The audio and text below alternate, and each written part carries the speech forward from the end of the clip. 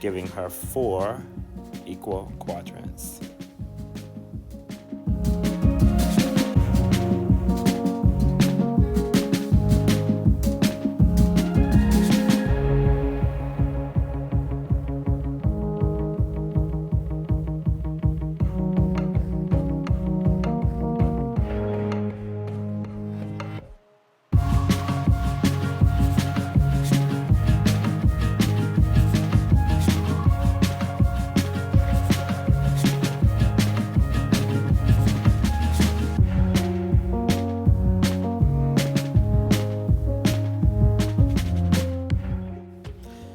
Clean sections are extremely important in hair cutting, so I just want you guys to make sure that whenever you are sectioning the hair that you are taking precise clean sections, making sure that the hair is nice and clean. That way when you go throughout the haircut, you're consistent and it'll show in your end result.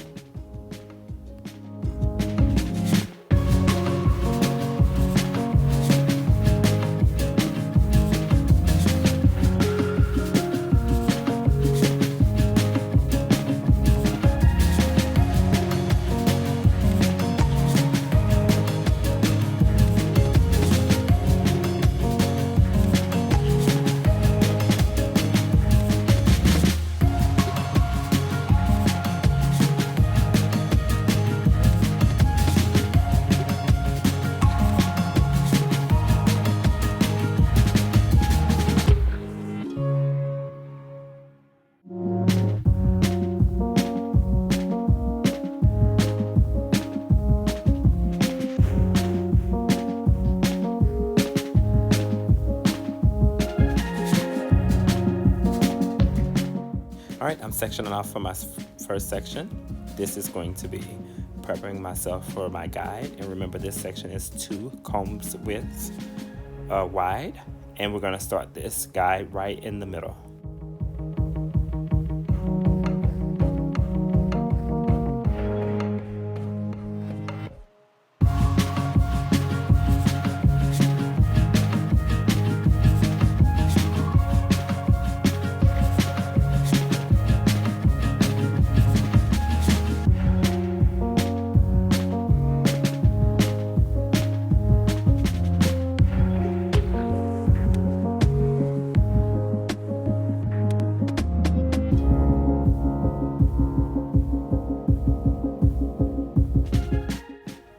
Starting my guide right in the middle, and I am going to cut to the left side and then to the right side, balancing off the haircut.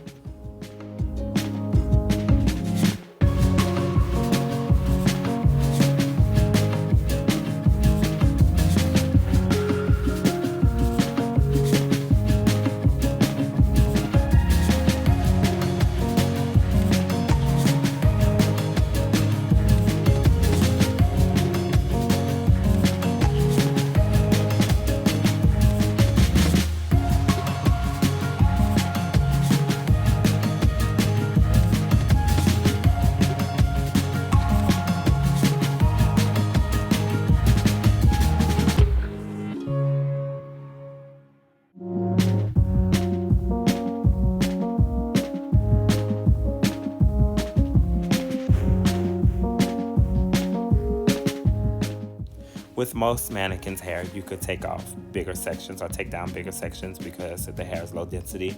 As long as you can see through the hair that you took down so you can see your guide, you should be okay. But as long as your sections are nice, clean, and consistent, you can work through a haircut pretty quickly.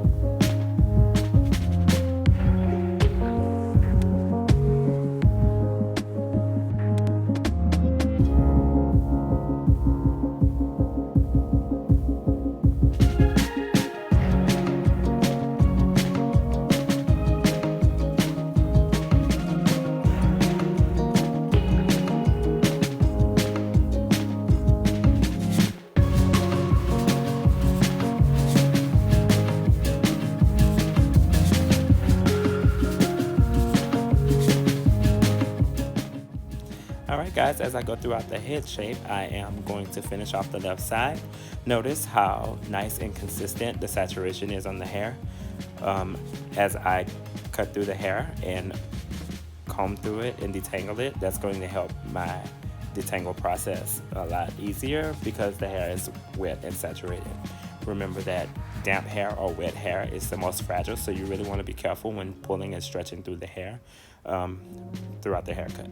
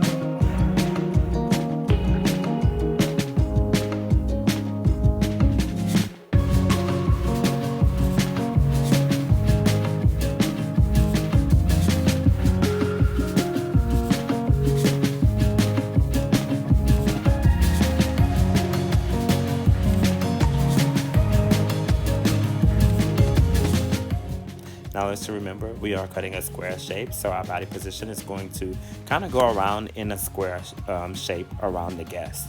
You shouldn't be standing in one position whenever you're cutting a square shape, and for most part any haircut, because you will be moving. Your upper body or lower body does have its own job to do. And right now I'm focusing on cutting this square shape, so of course I'm going to be moving around and about in a square way.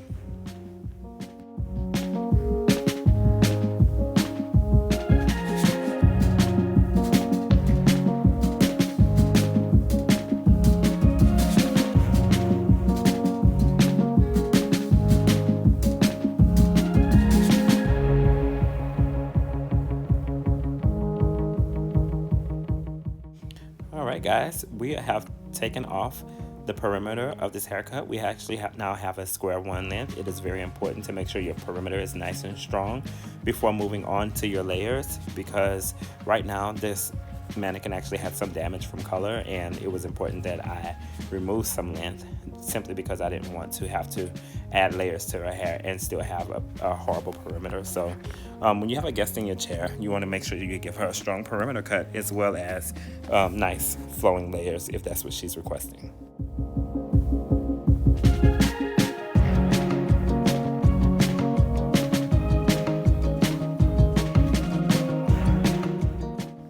Now I'm going to prep her hair for layering.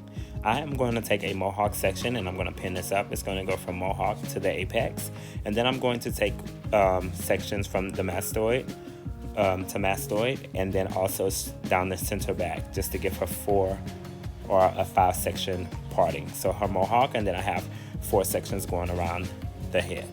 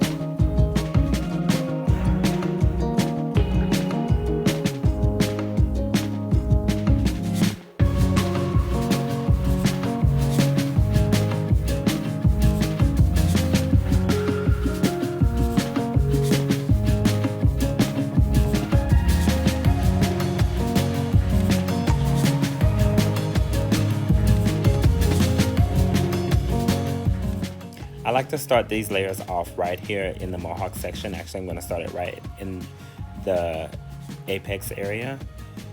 So I'm going to make my first section at the apex, but I'm going to judge her to see how short I want the layers to fall, her shortest layer, by looking at the back of her head and judging where they start now, and then how high up I want to go on the layering.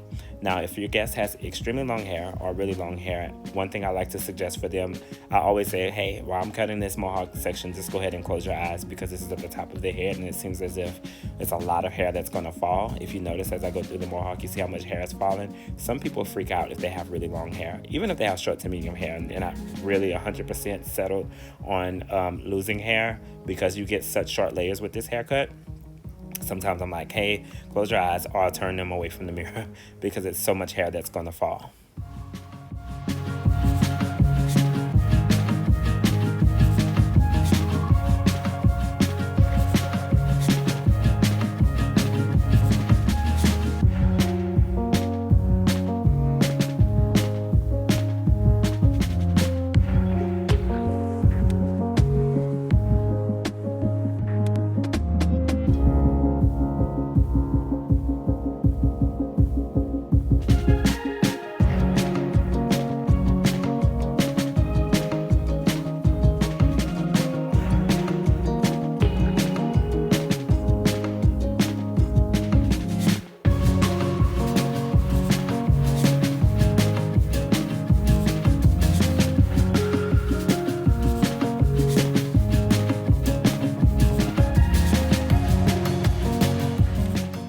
Now, throughout this haircut, we're going to use a traveling guide, and basically what that means, your guide is going to move with you. So as I take a new section, I am bringing my guide along with me, and I'm traveling all the way up the mohawk, and it's very clear where my guide is, especially because I'm cutting off so much hair. I'm taking off at least 3 inches of hair.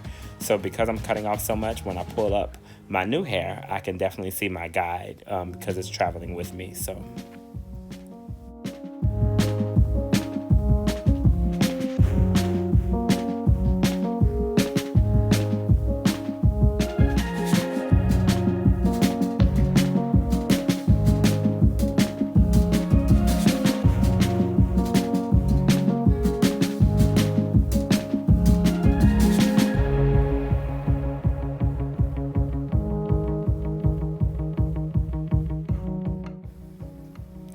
next, I'm going to go to my back sections, and I'm going to use a little bit of the guide that I just cut from the apex area, and I'm going to peel back some of that guide, and I'm going to go straight up 90 degrees with the haircut, and I'm going to continue going 90 degrees. Now for the rest of this haircut, I'm going to use a stationary guide, and the stationary guide is just going to stay in its one place, and everything's going to come straight up to the stationary guide.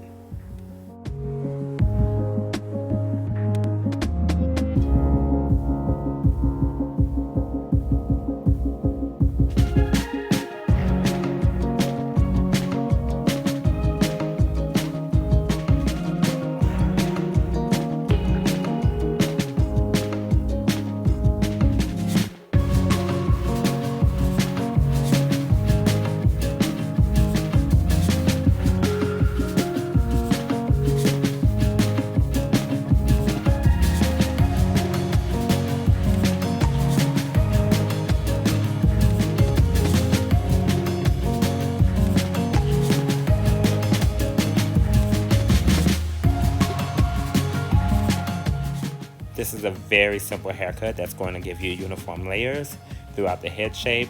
So your layers will be nice and uniform, especially if you want to do a beautiful blowout, like round brushing, or if you want to just go through and smooth or bevel the hair. It's going to allow the hair just to form around the head shape and give you those beautiful convex layers.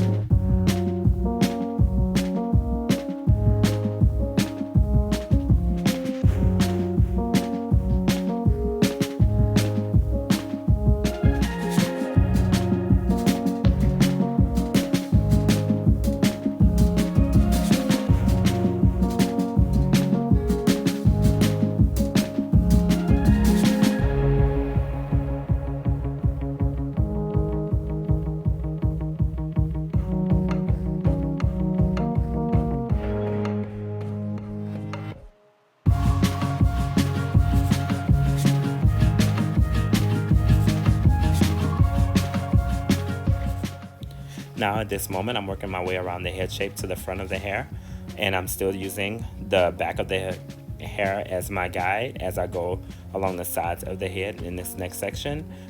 One thing you want to be careful about is that you do not want to go below the lower part of the parietal ridge, especially because you don't want to leave a hole in the hair, because just behind the ears there's no hair that grows back there, so you can easily leave a hole in the hair if you try to force the hair to stretch up to 90 degrees and cut. So you definitely don't want to do that. At that point, we're going to knot. Right about here is going to be my last section, and at that point I would not pull out any more hair to be cut, because I definitely don't want to leave a hole there or shorten the length.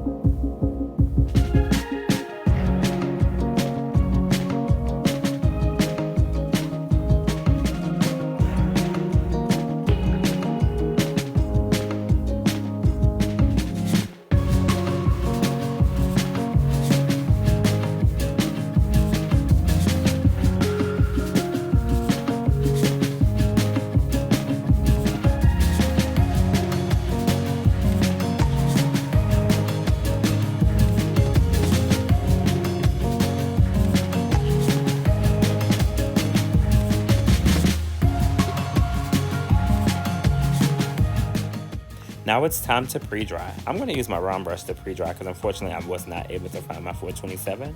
However, I'm going to use my round brush as if I had the 427 by using the corners of the brush and just pulling out, gaining tension.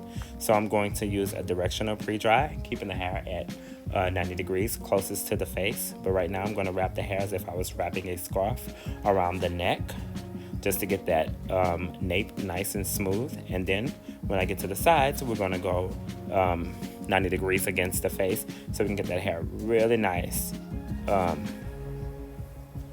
around the face area.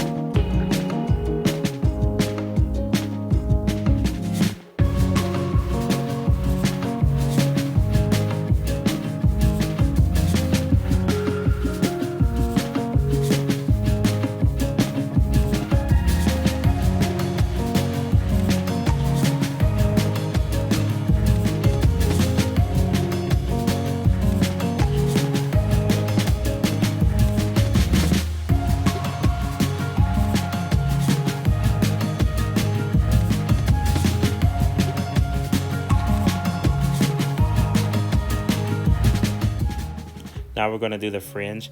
Last minute, I decided that we're going to go ahead and cut some fringe since we talked about so many different haircuts and shapes and techniques. So I'm like, you know what, let's cut some fringe today. So I'm going ahead and pre-dried the fringe so I can have that ready to go when it's time to style the hair and refine the haircut.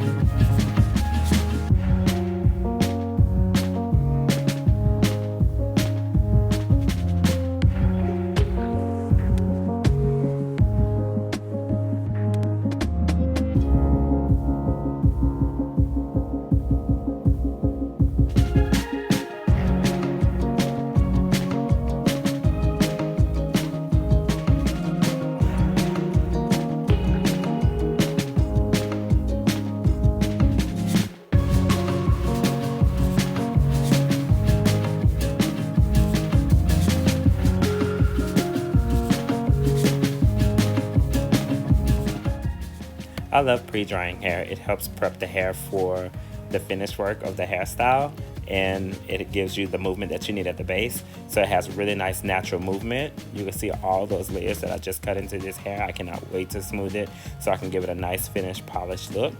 What's your favorite pre-dry?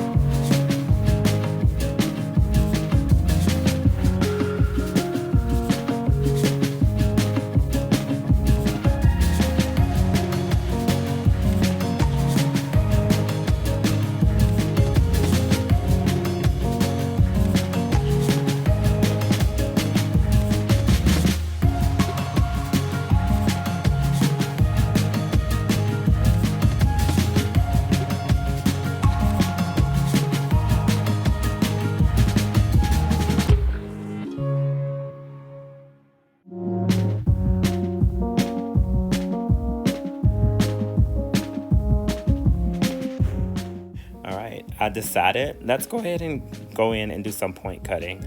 After I do the fringe, I'm going to point cut the hair. I'm just going to grab the hair in the same position that I cut it and just do some deep point cutting so those layers won't have so much weight as they stack on top of each other. I don't want them to look like hard lines going up the head shape. So after I cut these fringe, and excuse me for being in front of the guest or in front of the camera, but I had to so I can cut the fringe. But we're gonna go through and point cut the hair so that the haircut lay with a nice soft diffused ends instead of have those hard blunt lines.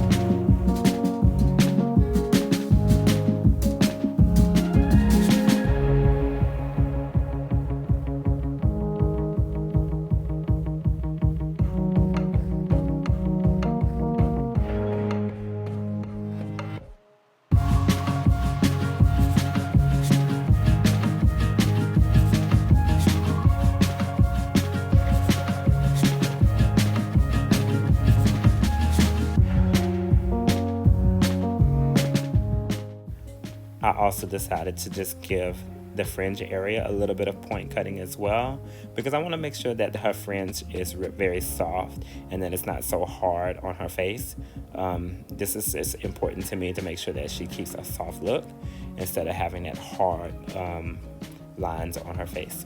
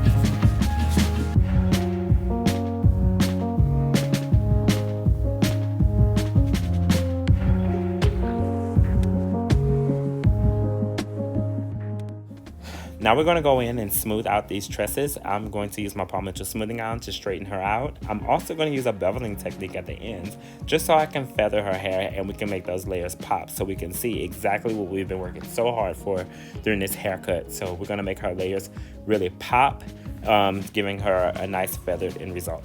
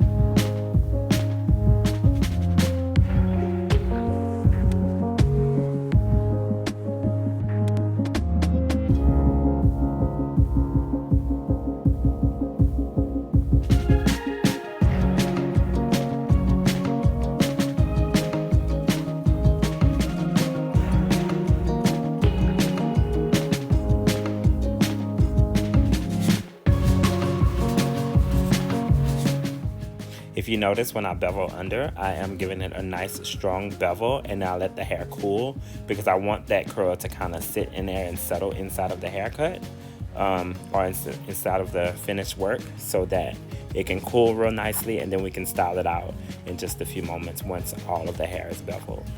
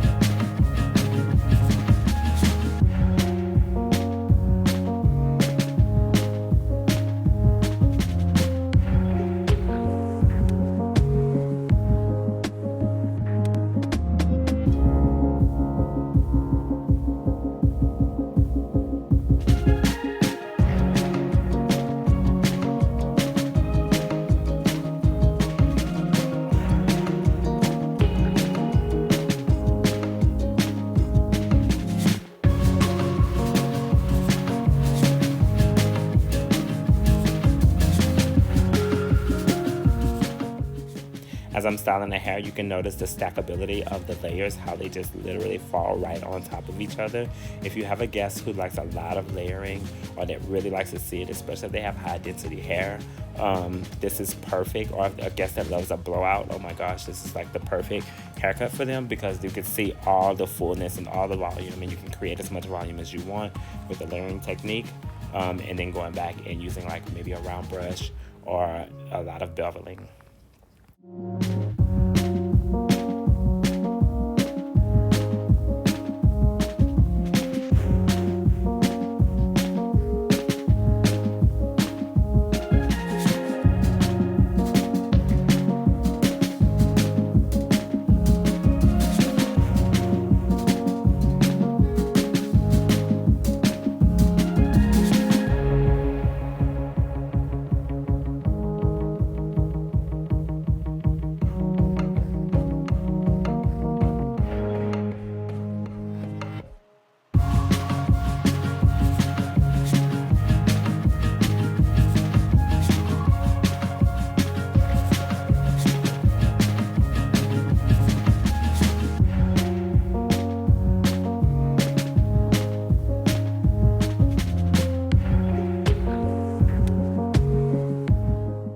All right, guys, here's our end result.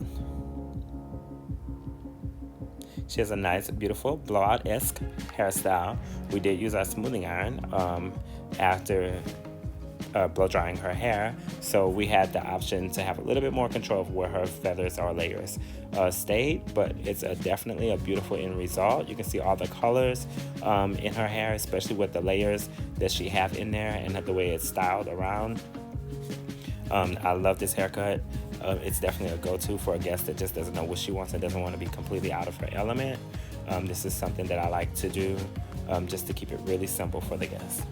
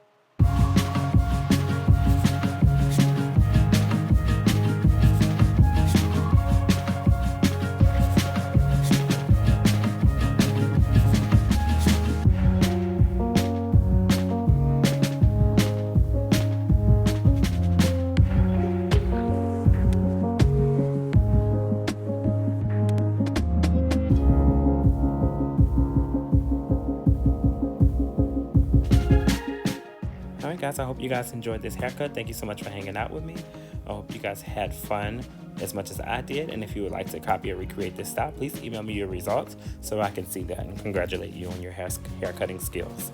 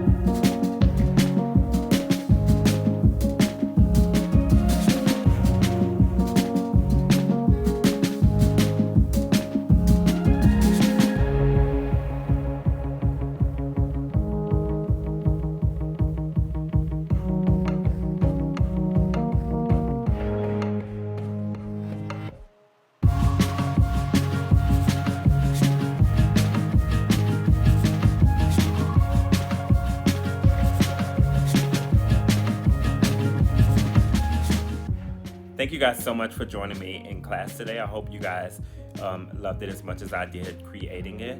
Just to talk a little bit about what we've done today. When we talk about our cutting objectives, how important it is to understand the basics of hair cutting. It's not necessarily that we have to cut a square, round, or triangle shape in the form that we cut the shape. It's just that we understand our techniques along with the geometric shapes to create exactly what the guest wants. We create sometimes adaptations of what the guests want, or when we talk about guest preference and the factors of a haircut, they have a preference on if they want this side longer or this side shorter, or if they want more weight on one side or the other. Those things all factor into the haircut. So we want to keep that in mind. If we understand the foundational things or the basics of why we do the things we do, creating a complicated haircut or what may seem to be a complicated look will be a lot easier because you understand how to get there, what's going to build weight, what's going to remove weight, what's going to maintain a balance or maintain weight. How do we create more weight on this side and less on this side? Those are the things that we are talking about when we talk about haircutting objectives, learning the basics, learning that foundation, the meat and potatoes, so we can understand what it takes to get to where we're trying to go. That's why it was very important for us to take a trip to the museum, because once we got to the museum, as beautiful as it was, we had a job to do, and that was to gain inspiration. And as we acquired the inspiration that we wanted, we can create what we want from that inspiration. Because you have the foundation tools from Cutting Objectives, you're able to take those tools and create different types of haircuts or different shapes and use those different techniques to get what we're looking for. So I hope you guys had a lot of fun in the museum, talking a little bit about hair cutting and how that works, especially behind the chair. When you're standing behind the chair and you give a guest what they want, it's very important that you focus and put emphasis on making sure you're doing your cross-checking, and that way you can execute a style.